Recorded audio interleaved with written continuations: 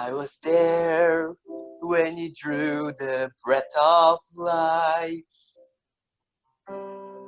and I could hear your voice the first time that you cried. And though you couldn't see me, I was very near. There is something now that I want you to hear. You will always be a child in my eyes. And when you need some love, my arms are open wide. Even when you're growing old, I hope you realize you will always be a child in my eyes.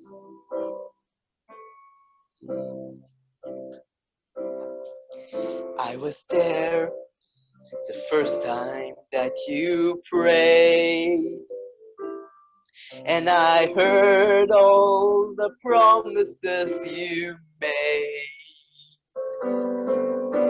And when you fell before me, crying, Father, I have sinned, I picked you up and held you close again. You will always be a child in my eyes. And when you need some love, my arms are open wide. And even when you're growing old, I hope you realize you will always be a child in my eyes. You will always be a child in my eyes. வேதத்தை எடுத்துங்க. ஏன்னா இது ஒரு Bible study. ஒரு பேனாவோ பென்சிலோ எடுத்துக்கிட்டீங்கன்னாக்கா நம்ம வாசிக்கும் போது நிச்சயமாகவே தேவனுடைய வார்த்தைகள் நமக்கு அழகாக பேசும். உங்களை தேவன் ஆசீர்வதித்து காத்து கொண்டு வந்திருக்கிறார். அதுக்காக ஸ்தோத்திரம். இந்த பகுதியில் நாங்கள் ஒசூர்ல இருக்கிறோம். தமிழ்நாடு பெங்களூர் பார்டர்ல. எங்களுடைய பட்டணத்திலையும் தேவனுடைய கிருபையினால் தேவனுடைய விசுவாசிகளும் எங்களுடைய நண்பர்களும் எல்லாம் அவருடைய கரத்தில் இருக்கிறோம். ஒரு நாசம் மோசம் இல்லாதபடி இருக்கிறோம். அதுக்காக மறுபடியும் நாங்கள் தேவனை ஸ்தோத்திரிக்கிறோம். மார்ச் மாசம் கடைசி வாரத்திலிருந்து இந்த வாரம் வரைக்கும் எங்களுடைய சபைகள் எல்லாம் நடக்காம தான் இருக்குது. தமிழ்நாடு முக்காவாசி இந்தியாவிலையும் தமிழ்நாட்டிலையும். இந்த வாரம் மாத்திரம் கர்நாடகால பக்கத்து ஸ்டேட்ல திறந்திருக்கிறாங்க. சில கைட்லைன்ஸ் வச்சுட்டு தமிழ்நாடுக்கு இந்த மாசம் முடிகிற வரைக்கும் இருக்கும் என்று சிலவர்கள் சொல்றாங்க.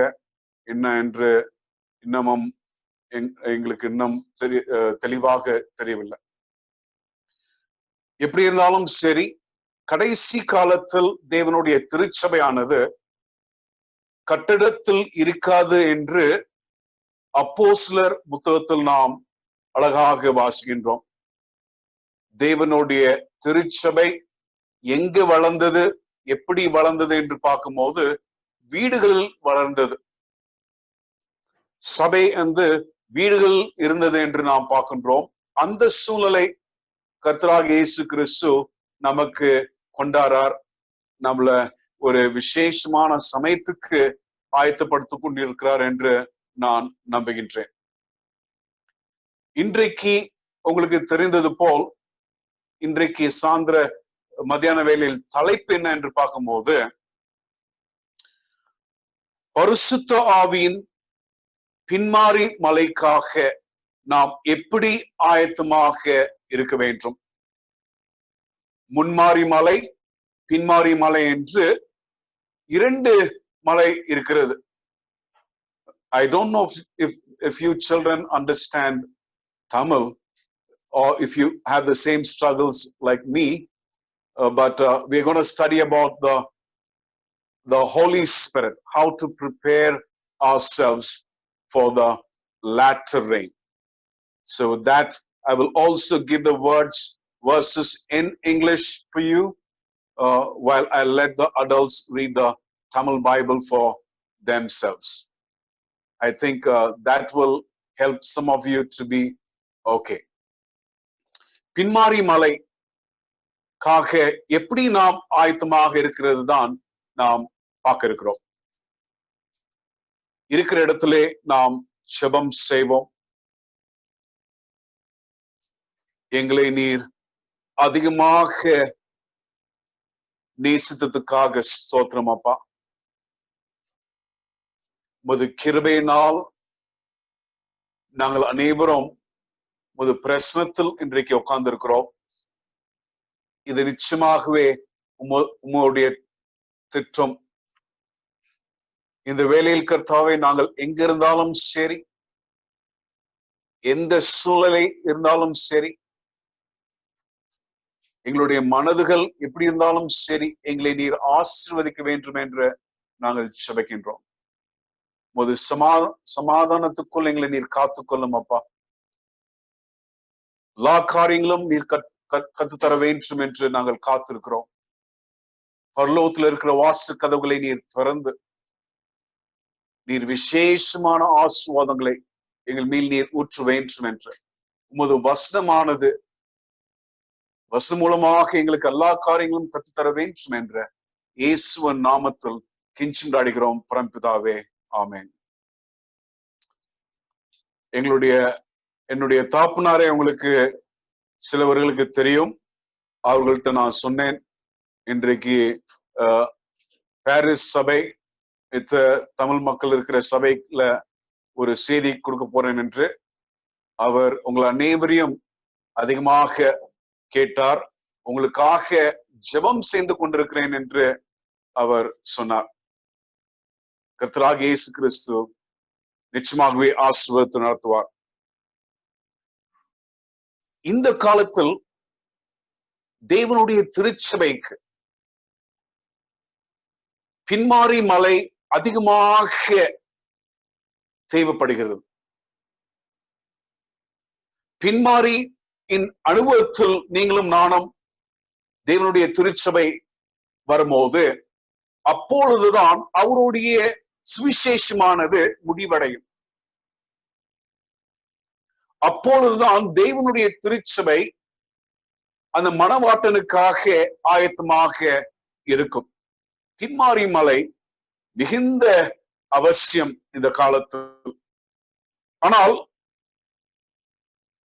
உலகம் எப்படி இருக்கிறது என்று நாம் பார்க்கும்போது, நோவான் காலத்து போல் நம்மளுடைய உலகம் இப்பொழுது தேவன் காண பார்க்கிறார்.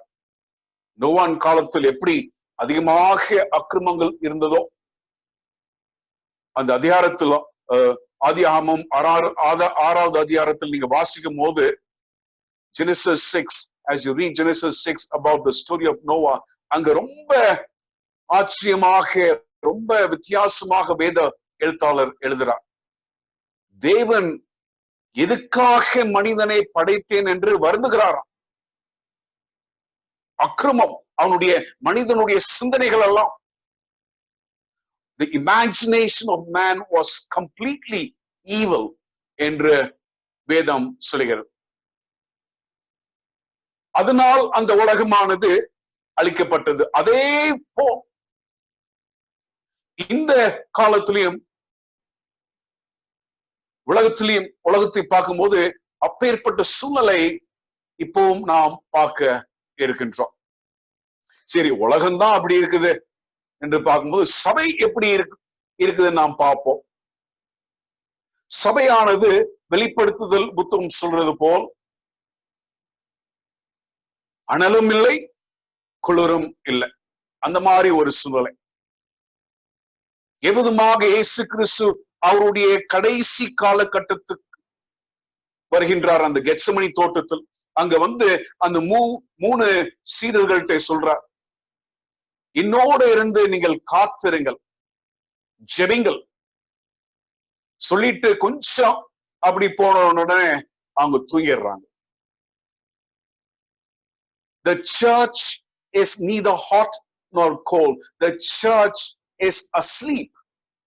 தேவனுடைய திருச்சபையானது உறக்கத்தில் இருக்கிறது.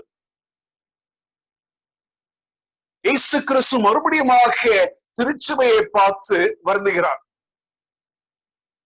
இந்த திருச்சபைக்கு நான் இவ்வளோ பெரிய முக்கியமான ஒரு சத்தியத்தை கொடுத்துட்டேனே,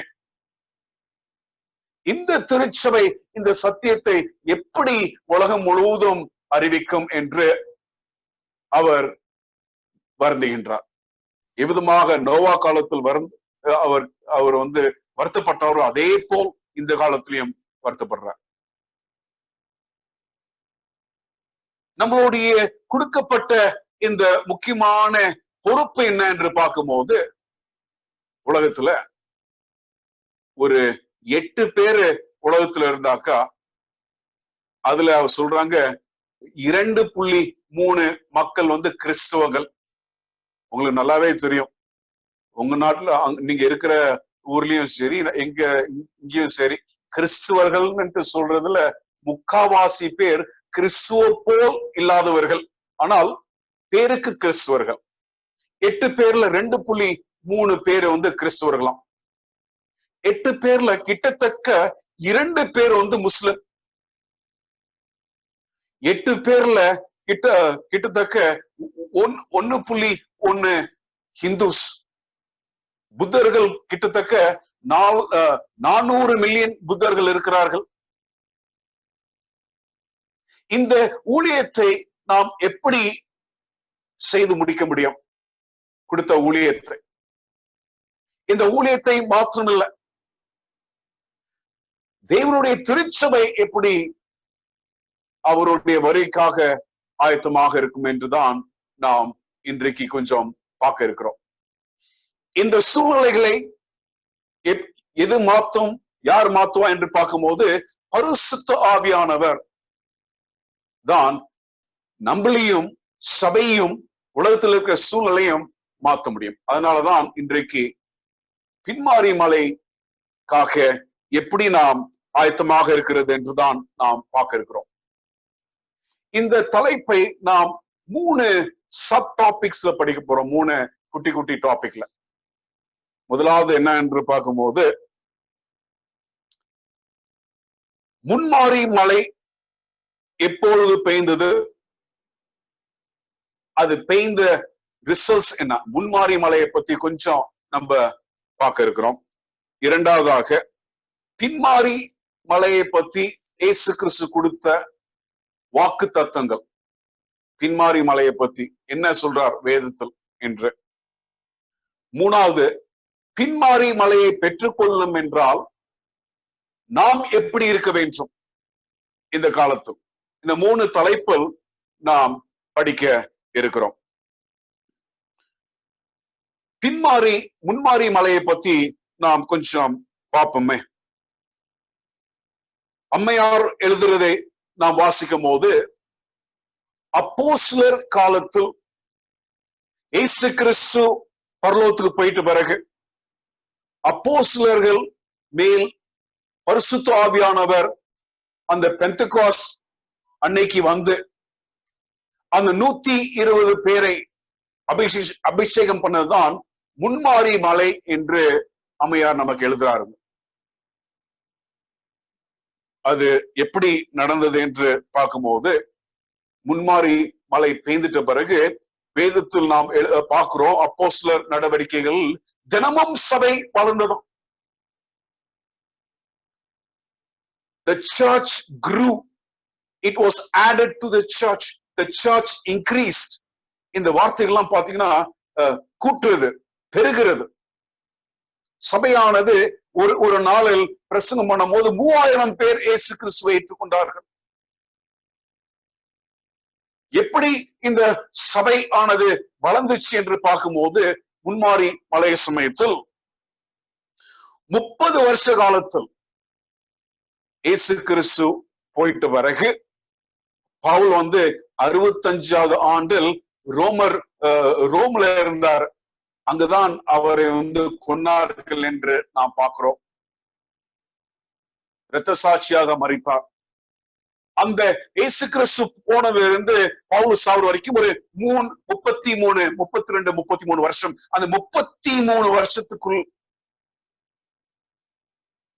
வரலாறு சொல்லுது, இந்த சுவிசேஷமானது இயேசு கிறிஸ்து வந்தார், இயேசு கிறிஸ்து அன்புள்ளவர், இயேசு கிறிஸ்து மரித்தார், இயேசு கிறிஸ்து சீக்கிரம் வருவார் என்று அந்த சுவிசேஷத்தை உலகம் முழுவதும் அறிவிக்கப்பட்டது என்று நாம் பார்க்கின்றோம்.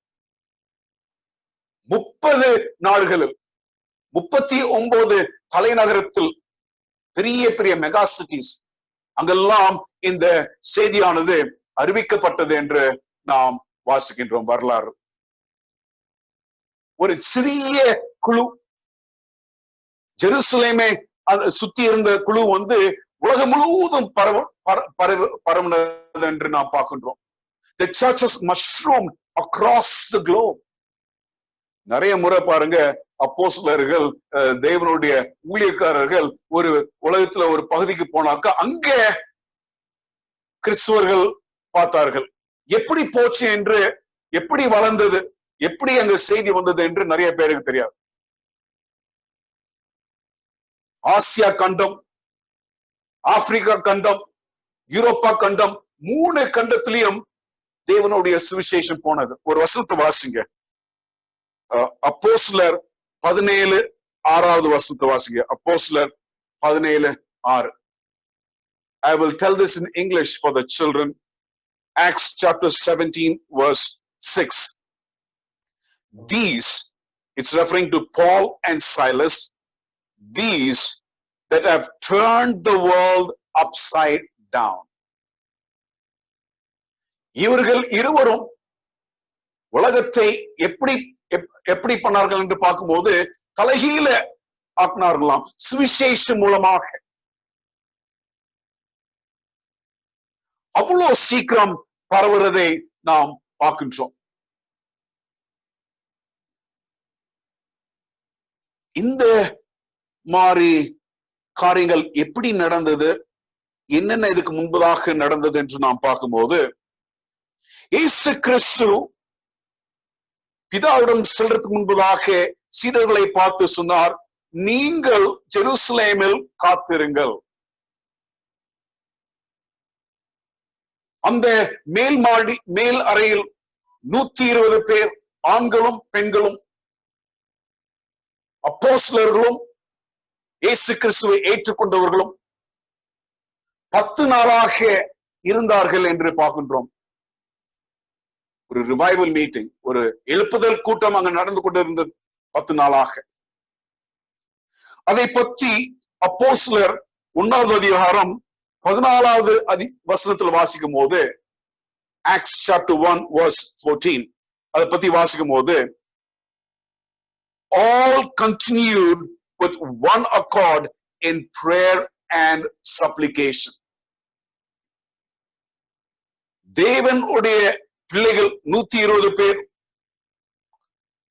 ஒரு எண்ணத்தோட, ஒரு சிந்தனையோட, ஒற்றுமையாக அவர்கள் ஜெபத்தில் காத்திருந்தார்கள், ஒன்றாக இருந்தார்கள் என்று வாசிக்கின்றோம்.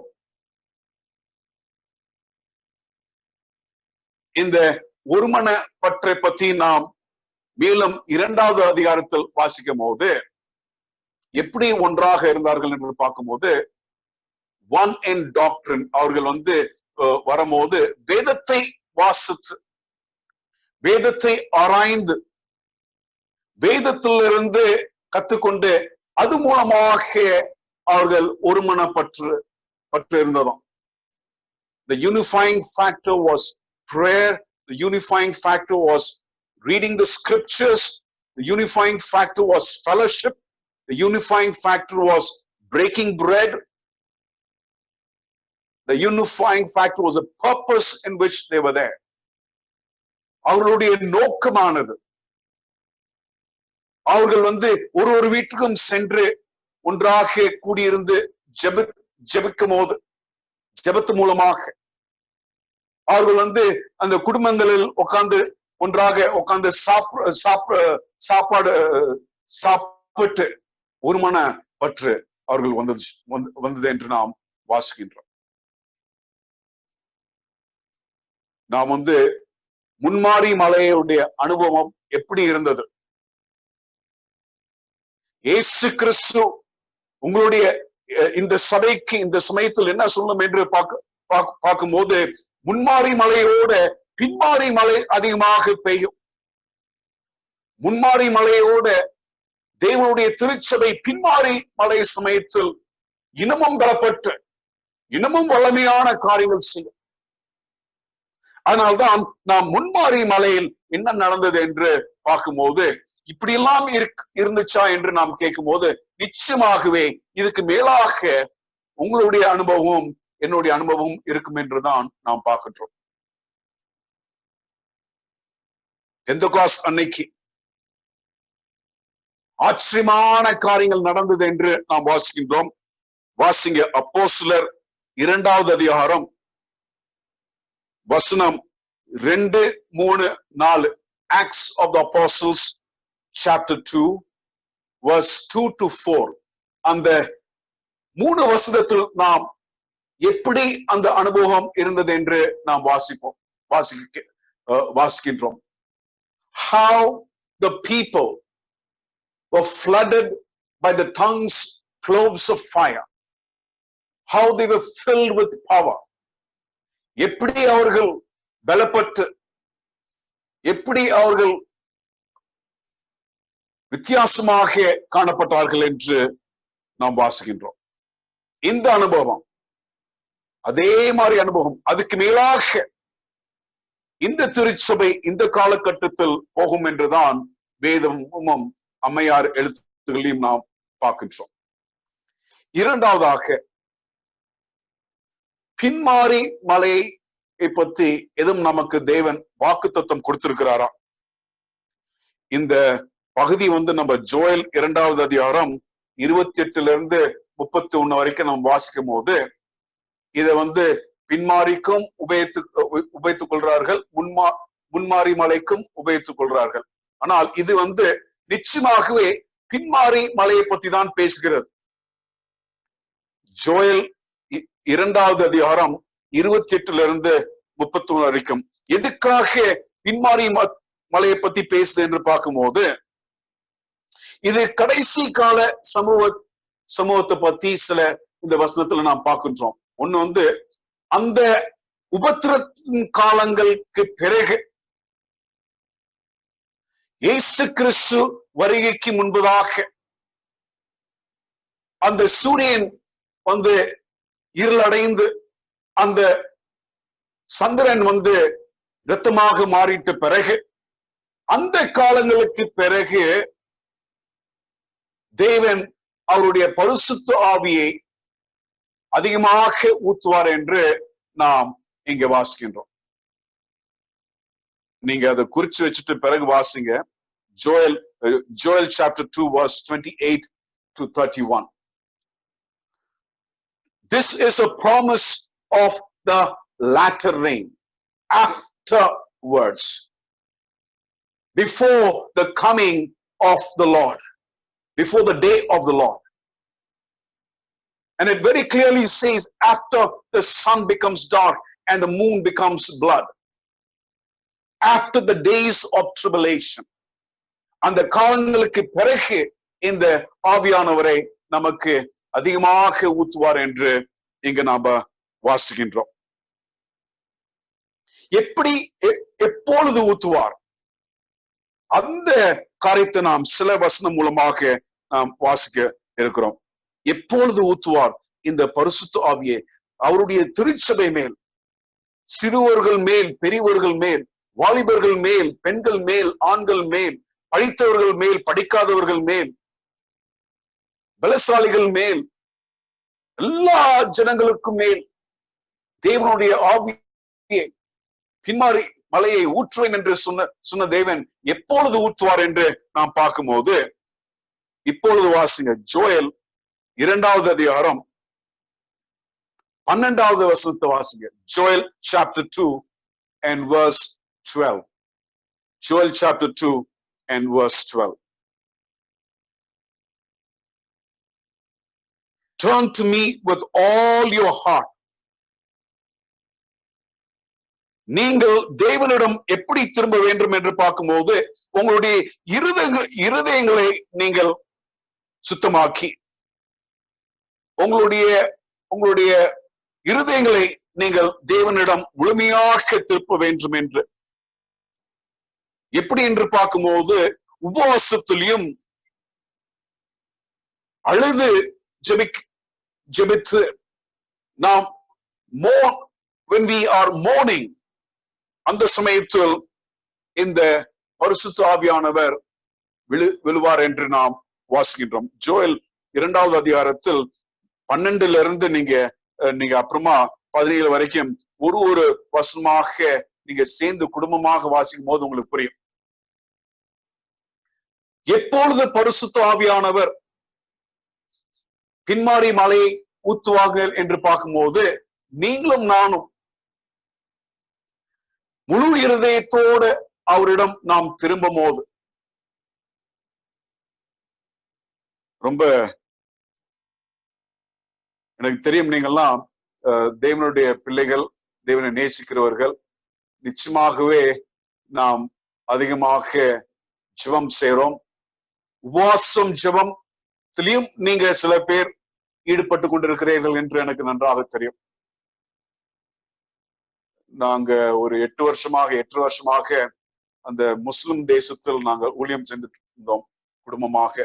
14 தேசங்கள், சவுதி அரேபியா, யமன், ஓமன், கத்தார், குவைத்,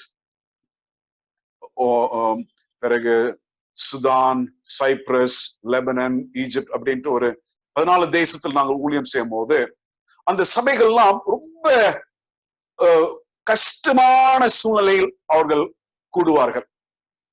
கூடக்கூடாது, வீடுகளில் கூடுவார்கள். பெரிய பெரிய வீடு எடுத்திருக்கிறாங்க. அந்த வீட்டுல 100 பேரு, 120 பேரு, 160 பேரு அடைஞ்சிருப்பாங்க. காலம்பர 9:15 முன்னாடி சாயந்தரம் அவங்க 6:30 மணிக்கு மேலதான் போவாங்க.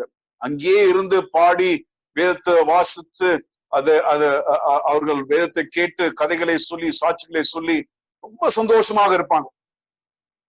அந்த 8 வருஷத்துல நான் ஃபெலோஷிப்பை பத்தி நல்லா புரிஞ்சுக்கிட்டேன்.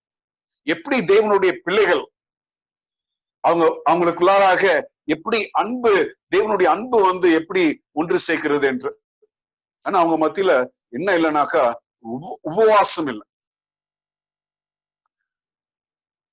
ஒருவேளை அந்த சூழ்நிலை மித்த தேசத்துல இருக்குதான் என்று எனக்கு அதிகமா தெரியல. எப்போது இந்த பின்மாரி மலை அனுபவம் தேவனுடைய பிள்ளைகளுக்கு வரும் என்று பார்க்கும்போது நீங்களும் நானும் ஜெபத்தில் தரித்திருந்து நீங்களும் நானும் முழு இருதயத்தோட அவரை தேடி வரும்போது, நீங்களும் நானும் உபவாச ஜெபத்தோட அவருடைய பிரசனத்துக்கு வரும்போது, நீங்களும் நானும் அழுது புலம்பி நாம் ஜெபிக்கும் போது, கண்ணீரோட ஜெபிக்கும் போது, நீங்களும் நானும் இந்த உலகத்தை பார்த்து கண்ணீரோட நாம் ஜெபிக்கும் போது, நீங்களும் நானும் சபையை பார்த்து கண்ணீரோடு ஜெபிக்கும் போது, நீங்களும் நானும் நம்மளுடைய குடும்பத்துக்காக கண்ணீரோடு ஜெபிக்கும் போது, புலம்பும் போது, கண்ணீர் பாத்தீங்கன்னாக்கா சிலவங்களுக்கு சீக்கிரம் அழுதுருவாங்க. ஆனா புலம்பல் இருக்குது. புலம்பல்னாக்கா ஐயோ, புலம்பல்னா எப்போதுமே அதே சிந்தனையில், கர்த்தாவே இப்படி இருக்கிறோமே, இப்படி இருக்குது, எங்களை நீர் மாத்த மாட்டீரா, எங்களுடைய வாழ்க்கைகளை நீர் மாத்த மாட்டீரா என்று புலம்புறதுதான். சரி, 15வது வசனத்தை வாசிங்க. 2வது அதிகாரம், ஜோயல் 2வது அதிகாரம் 15வது வசனத்தில் இன்னொரு காரியம் சொல்றார். எப்பொழுது பின்மாரி மலை கடைசி காலத்தில் ஊத்துவேன் என்று சொல்றார் என்று பார்க்கும்போது, எக்காலத்தை ஊதுங்கள், அந்த கூட்டத்தை கூட்டுங்கள், நீங்களும் சபையாக அந்த தேசமே நீங்கள் சுத்தமாக்கி தேவனுடைய பிரசனத்தில் வரணும். பிள்ளைகளும் சரி, சிறு குழந்தைங்களும் சரி, புதுசாக கல்யாணம் முடித்தவர்களும் சரி, எல்லாமே கூடணும் என்று வேதத்தில் ஜோயல் சொல்லுகின்றார். குடும்பமே, தேசமே, யாரும் விடாமல். பரிசுத்த ஆவியானவர் பின்மாரி மலையில் எப்படி வருவார், எப்படி ஊத்தப்படுவார் என்று பார்க்கும்போது முன்மாரி மலை அனுபவத்தை பத்தி நம்ம பேச இருக்கிறோம். That is the former rain is personal spiritual growth. The latter rain is a corporate experience. Corporate experience நாக்கா பரிசுத்த ஆவியானவர் அந்த பின்மாரி மலையில் தனிப்பட்ட மனிதன் மேல விழுக மாட்டார். He will fall upon groups of people. 120 பேர் மேல் விழுந்தார் என்று நாம் வாசிக்கின்றோம். அந்த மேல் அறையில் கொர்னேலியஸ் வீட்டில் அவர்கள் அங்க ஒரு 20, 30, 40 பேர் இருந்தார்கள். அவங்க மேல் ஊத்தப்பட்டது. அப்போஸ்தலர் நடவடிக்கைகளை வாசிக்கும் போது பின்மாரி மலை மாத்திரம் ஒரு நபர் மேல் ஊத்தப்படாது, குடும்பங்கள் மேல், குழுவுகள் மேல் தான் ஊத்தப்படும். அதனால்தான் இங்க ஜோயல் சொல்றார், நீங்கள் தேசமாக, குடும்பமாக, சபையாக நீங்கள் நீங்க தேவனுடைய பிரசனத்தில் humble yourself before the Lord. தேவனுடைய பிரசனத்தில் நீங்கள் இருங்கள். சுத்தமாக்கி அவருடைய பரிசுத்தத்தை நீங்களும் நானும் தேடி அப்படி இருக்கும்போது நிச்சயமாகவே இந்த பின்மாரி மலை ஊத்தப்படும் என்றுதான் நாம் பார்க்கின்றோம். இன்னொரு வசனத்தை வாசிப்போம். 2வது அதிகாரம் 17வது வசனத்தை வாசிங்க. Joel chapter 2 verse 17. Joel 2:17 என்ன சொல்லுதுன்னு பார்க்கும்போது, let the priest weep between the porch and the altar. என்ன சொல்றான்? let no one say where is their God. தேவனுடைய பிள்ளைகளை பார்த்து யாரும் கேட்க கூடாதுங்களாம், இவருடைய தேவன் யார்? தேவனுடைய பிள்ளைகளை பார்த்து, தேவனுடைய திருச்சபையை பார்த்து இவர்கள் இப்படி இருக்கிறார்கள் என்று யாரும் கேவலமாக பேசக்கூடாது. அதனால் ஜோயல் சொல்றார், உங்களுடைய ஆசாரியர்கள், the people who are responsible to lead the flock, உங்களுடைய மேய்ப்பர்கள், அவர்கள் என்ன பண்ணணும் என்று பார்க்கும்போது அவர்களும் அழுது ஜெபத்தில் அவர்கள் காத்திருக்கணும் என்றுதான் நாம் பார்க்கின்றோம். சபையார்களும், சிறியவர்களும், பெரியவர்களும், பெண்களும், ஆண்களும், போதகர்களும், ஊழியக்காரர்களும் எல்லாம் சேர்ந்து மனம் திரும்பி நாம் ஜெபத்தில் காத்திருக்கும் போது நிச்சயமாகவே இந்த பின்மாரி அனுபவம் கிடைக்கும் என்றுதான் நாம் பார்க்கின்றோம். பின்மாரி மலை தேவன் நிச்சயமாகவே உங்க மேலையும் என் மேலையும், உங்களுடைய குடும்பத்தின் மேலையும் என்னுடைய குடும்பத்தின் மேலையும், உங்களுடைய சபை மேலும் என்னுடைய சபை மேலும் ஊத்தணும் என்று காத்துக் கொண்டிருக்கிறார். நாம் சிறு குழுக்களாக ஜெபத்தில் தரித்திருக்கும் போது, சிறு குழுக்களாக வேதத்தை வாசிக்கும் போது, சிறு குழுக்களாக நம்மளுடைய இருதயங்களை தேவனுக்கு முழுமையாக நாம் ஒப்புக் கொடுக்கும் போது கர்த்தராகிய இயேசு கிறிஸ்து நம்மளை விசேஷமாக இந்த அனுபவத்தில் நடத்துவார் என்று நாம் பார்க்கின்றோம். கடைசியாக 3வதாக இந்த பின்மாரி மலைக்கு அனுபவத்துக்கு ஏதாச்சும் ப்ரீ ரிக்வெஸ்ட் இருக்குதா? ஏதாச்சும் நாம் செய்ய வேண்டுமா?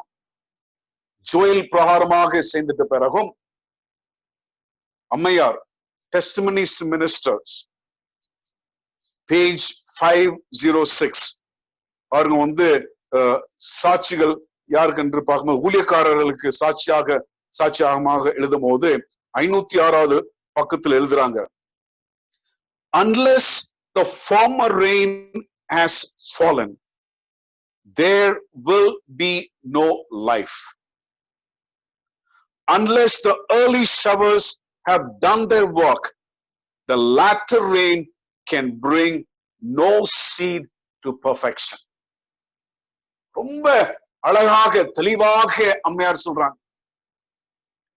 பின்மாறி மலைக்கு அனுபவத்துக்கு போறதுக்கு முன்பதாக நீங்களும் நானும் தனிப்பட்ட முறையில் முன்மாறி மலையின் அனுபவம் நம்ம வாழ்க்கையில இருக்கணுமா? ஏன் இருக்கு அவங்ககிட்ட என்ன சொன்னேன்ட்டு, பின்மாறி மலை முன்மாறி மலை வந்து நீங்களும் நானும் it's for personal spiritual growth. தனிப்பட்ட முறையில் நீங்களும் நானும் அந்த அனுபவத்தில் கொண்டா வரலாம். ஆனால் பின்மாறி மலை வந்து குழு குழுவாக தேவன் அவர்கள் மேல் பரிசுத்த ஆவியை ஊற்றுவார்கள். உங்களுக்கும் எனக்கும் அந்த முன்மாறி மலை அனுபவம் இல்லாவிட்டால் பின்மாறி மலை அனுபவம் நிச்சயமாகவே இருக்காது என்று பார்க்கிறோம். சரி, முன்மாறி பின்மாறி என்று பேசிட்டே இருக்கோம் இல்லைங்களா? இது உடைய அர்த்தம், அது சூழ்நிலை என்ன என்று பார்க்கும்போது இது இரண்டுமே விவசாயியின் வார்த்தைகள். முன்மாறி மலை என்று பார்க்கும்போது சீசன் ஆஃப் ரெயின், கொஞ்சம் ஒரு காலத்தில் பெய்யும் இல்லைங்களா? இங்க வந்து ஒசூர்ல நான் வந்து ஒரு 2-3 நாளைக்கு முன்னாடி ஒரு வாலிப விவசாயிட்ட பேசிட்டு இருந்தேன். அவர் வந்து அந்த நிலத்தை மாத்திரம் உழுது வச்சிட்டு இருந்தாரு. எப்ப விதைய போடுவீங்க, எப்ப முளைக்கும் அப்படின்னு கேட்கும் போது, சரி இதுதான் முதல் வாட்டி நான் உழுது இருக்கிறேன், இன்னொரு 2 வாட்டி அந்த நிலத்தை உழுகணும், அதுக்கு பிறகு மழை பெய்ய ஆரம்பிக்கும், மழை பெய்ய ஆரம்பிச்ச உடனே நாங்க விதைகளை போடுவோம். அந்த மழை வந்து கொஞ்சம் 2-3 வாரத்துக்கு பெய்யும், சில சமயம் 1 மாசத்துக்கும் பெய்யும். அந்த மழை கொஞ்சம் கொஞ்சமா பெய்யும் போது இந்த விதைகளும் முளைச்சு வரும். அதுதான் முன்மாறி மழை. பின்மாறி மழை எப்பொழுது பெய்யும் என்று பார்க்கும்போது இந்த முன்மாறி மலைக்கும் பின்மாறி மலைக்கும் கொஞ்சம் காலகட்டம் இருக்கிறது. பின்மாறி மழை எப்பொழுது பெய்யும், எதுக்காக பெய்யும் என்று பார்க்கும்போது அந்த வளர்ந்து வந்த செடிகை, அந்த தானியங்களுடைய size of the grain, amount of the grain 60, 80, 100 பகுதியா என்று அதுதான் பின்மாறி மழைதான் தீர்மானிக்கும். The latter rain prepares the field for the harvest. பின்மாறி மழையானது அறுவடைக்கு அந்த நிலத்தை ஆயத்தப்படுத்துவதுதான் நாம் பார்க்கின்றோம். இதுதான் பின்மாறி முன்மாறி. முன்மாறி வந்து வளர்ச்சிக்காக, பின்மாறி வந்து அறுவடைக்காக. இந்த பின்மாறி மலை எதுக்கு ஊத்தப்பட்டிருக்கிறது என்று பார்க்கும்போது தேவனுடைய சுவிசேஷமானது உலகம் முழுவதும் அறிவிக்கப்பட வேண்டும் என்று. அதனால்தான் முன்மாறி மலை எனக்கு ரொம்ப அவசியம், உங்களுக்கு ரொம்ப அவசியம். இதுல ஒரு 4 வசனத்தை நாம் வாசிப்போம். எல்லாமே யோவான் புத்தகத்துலதான் இருக்கு, எழுதி கொள்ளுங்க. யோவான் 14:26. John chapter 14 verse 26. The experience of the former rain. அது வந்து என்ன சொல்லுதுனாக்கா, when the Holy Spirit is come upon you, he will teach you all things and bring to your memory, remembrance all things. பரிசுத்த ஆவியானவர் உங்க வாழ்க்கையிலும் என்னுடைய வாழ்க்கையிலும் வரும்போது அவர் நமக்கு ஒரு டீச்சராக இருக்கிறார், கத்துக் கொடுக்கிறார். பரிசுத்த ஆவியானவர், நீங்க வந்து வேதத்தை வாசிக்கும் போது ஒருவேளை உங்களுக்கு சந்தேகம் வரலாம். அந்த சந்தேகத்தை மித்தவர்கள்ட்ட கேட்டாலும் நமக்கு திருப்தியான பதில் கிடைக்காது. ஆனால் நீங்க வந்து அந்த ஜெபத்தில் இருக்கும் போது, கர்த்தாவே வேதத்துல இந்த பகுதி எனக்கு சரியா புரியலையே, கர்த்தாவே வேதத்தை வாசிக்கும் போது இந்த கேள்வி என மனசுக்கு வந்துட்டே இருக்குதே, ஏதாச்சும் நீங்க சொல்லுங்க என்று நீங்களும் நானும் காத்திருக்கும் போது பரிசுத்த ஆவியானவர் உங்க மனதை தொட்டு, என்னுடைய மனதை தொட்டு எல்லா காரியத்தையும் கத்து தருவார். எல்லா காரியத்தையும் கத்து தருவார் என்று சொல்லும் போது நம்மளுடைய மூல உபதேசம் 28 மூல உபதேசம் Adventist. We have 28 fundamental beliefs of Adventist. அதுக்கு மேலாக எல்லா காரியங்களும் பரிசுத்த ஆவியானவர் கத்துக் கொடுப்பார். தேவை இருக்கும் போது அந்த காரியங்களை நம்ம மறந்தாலும் அதை மறுபடியுமாக ஞாபகமூட்டுவார் என்று நாம் வாசிக்கின்றோம். இரண்டாவதாக முன்மாரி மலையுடைய அனுபவம் என்ன என்று பார்க்கும்போது யோவான் 16வது அதிகாரம் 13வது வசனம். யோவான் 16:13. John chapter 16 verse 13 என்ன சொல்லுது என்று பார்ப்போம். 16:13. பரிசுத்த ஆவியானவர் வந்துட்ட பிறகு அவர் எல்லா காரியத்திலையும் உங்களையும் என்னையும் நடத்துவார். He is our guide. He is our teacher. பரிசுத்த ஆவியானவர் எல்லா காரியத்திலையும் நடத்துவார் என்று நாம் பார்க்கிறோம். எல்லா சத்தியத்தையும் போதிப்பார். நமக்கு தெளிவு, நம்மளுடைய மனதில் தெளிவு அடையும். இந்த காரியம் செய்யலாமா செய்யக்கூடாதா என்று நாம் யோசிக்காமல் நிச்சயமாகவே இது தேவனுடைய காரியம், இது உலக பிரகாரமான காரியம் என்று நமக்கு புரிய வரும். இதுதான் ஆங்கிலத்தில் சொல்லுவாங்க grey areas. There will be no gray areas for the person who goes through the experience of the former rain. Gray areas na பாருங்களேன், ரொம்ப வருஷத்துக்கு முன்னாடி நான் போதகராக இருந்தேன் ஆங்கில திருச்சபையில, ஒசூர்ல, இதே பட்டணத்துல. அப்ப ஒரு பையன் என்கிட்ட கேக்குறான், பாஸ்டர் சினிமா பார்க்கலாமா அப்படின்னு கேக்குறான். சினிமா பார்க்கலாமா, என்னப்பா புதுசா கேள்வி கேட்கிறீ அப்படின்னு. இல்ல பார்க்கலாமா இல்லையான்னு சொல்லுங்க. அம்மா அப்பா பார்க்க கூடாதுன்றாங்க, அக்கா டேய் சினிமா தியேட்டர் சைடே போக கூடாது அப்படின்னு சொல்றாங்க. என்னுடைய சாபத் ஸ்கூல் டீச்சர்கிட்ட கேட்டேன், அந்த சைடே நீ அப்படிலாம் இருக்கக்கூடாது தம்பி அப்படின்ட்டு அவங்களும் திட்டுறாங்க. என்னுடைய நண்பர்கள் சிலவங்க சொல்றாங்க பார்க்கலாம்னு சொல்றாங்க, சிலவங்க பார்க்க கூடாதுன்னு சொல்றாங்க. நீங்க என்ன சொல்றீங்க அப்படின்னு கேட்டோம். அப்ப எனக்கு என் மனசுல எனக்கு புரிஞ்சிடுச்சு, இது ஒரு முக்கியமான கேள்வி அவனுக்கு என்று. ஏன்னா நான் பார்க்க கூடாதுன்னு சொன்னாக்க அவன் கேட்பான், டிவியில சினிமா பார்க்கலாமா, தியேட்டர்ல தான் பார்க்க கூடாதா அப்படின்னு கேட்பான். நாங்க ஒரு கேம்பஸ்ல இருந்தோம், 72 வீடு. அந்த கேம்பஸ்ல எல்லாத்துக்குமே ஒரே கனெக்ஷன் தான். அவனுடைய கேபிள் கனெக்ஷன், வீட்டு கேபிள் கனெக்ஷன், எங்களுடைய வீட்டு கேபிள் கனெக்ஷன் எல்லாம் ஒண்ணுதான். கேள்வி கேட்பான். பரிசுத்த ஆவியானவர் வந்துட்ட பிறகு நம்மளுடைய கேள்விகளுக்கு நம்மளுடைய மனதில் இருக்கிற அந்த கிரே ஏரியாஸ், இது கரெக்டா இது தவறா என்று அந்த குழப்பம் எல்லாம் இருக்காது. ஏன்னா என்று பார்க்கும்போது பரிசுத்த ஆவியானவர் நம்மளை நடத்துவார் என்று நாம் பார்க்கின்றோம். நீங்களும் நானும் முன்மாரி மலையின் அனுபவத்தை பத்தி பார்த்துட்டு இருக்கிறோம். முன்மாரி மலையின் அனுபவம் என்ன என்று பார்க்கும்போது யோவான் 16வது அதிகாரம் 8வது வசனம். யோவான் 16:8. பரிசுத்த ஆவியானவர் வந்துட்ட பிறகு John chapter 16 verse 8.